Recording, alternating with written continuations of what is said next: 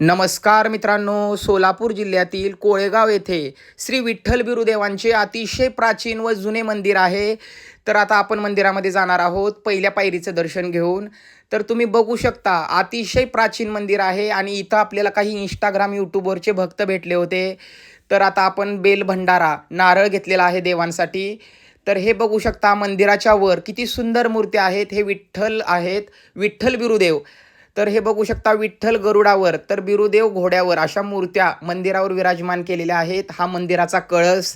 त्यानंतर या विठ्ठल बिरुदेवांच्या मेंढ्या आहेत. तुम्ही बघू शकता प्रत्येक विठ्ठल बिरुदेवांच्या मंदिरामध्ये मेंढी ही असतेच. तर तुम्ही बघू शकता भाविक भक्त खूप लांबून निवद नारळ करण्यासाठी इथं आलेले आहेत. आज यात्रेचा मुख्य दिवस आहे.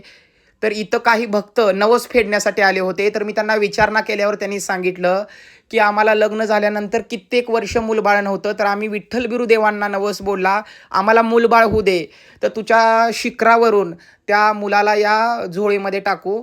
तर त्यांचा नवस फेडण्याचा विधी चालू होता, ते देखील आपण बघितला. भक्तांची श्रद्धा असते. तर खूप छान वाटलं काहीतरी नवीन वेगळं बघून. तर यांचा नवस फिटला आहे असं सांगितलं यांनी. खूप समाधान होतं यांच्या चेहऱ्यावर. तर आता आपण श्री विठ्ठल बिरुदेवांचं विधिवत दर्शन वगैरे घेऊया. नारळ फोडू, त्याचबरोबर बेल भंडारा देवांच्या चरणी अर्पण करून देवांच्या चरणी नतमस्तक झालो मी. खूप छान वाटलं. पावसाचे दिवस असल्यामुळे मंदिरातील लाईट गेली होती, त्यामुळे मूर्ती क्लिअर दिसत नाही. तर तुम्हा सर्वांच्या वतीनं श्री विठ्ठल बिरुदेवांच्या चरणी माझं हे साकडं आहे की सर्वांच्या तुम्ही पाठीशी राहावं देवा.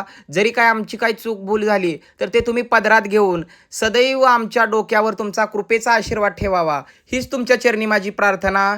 श्री विठ्ठल बिरुदेवाचं चांग भले.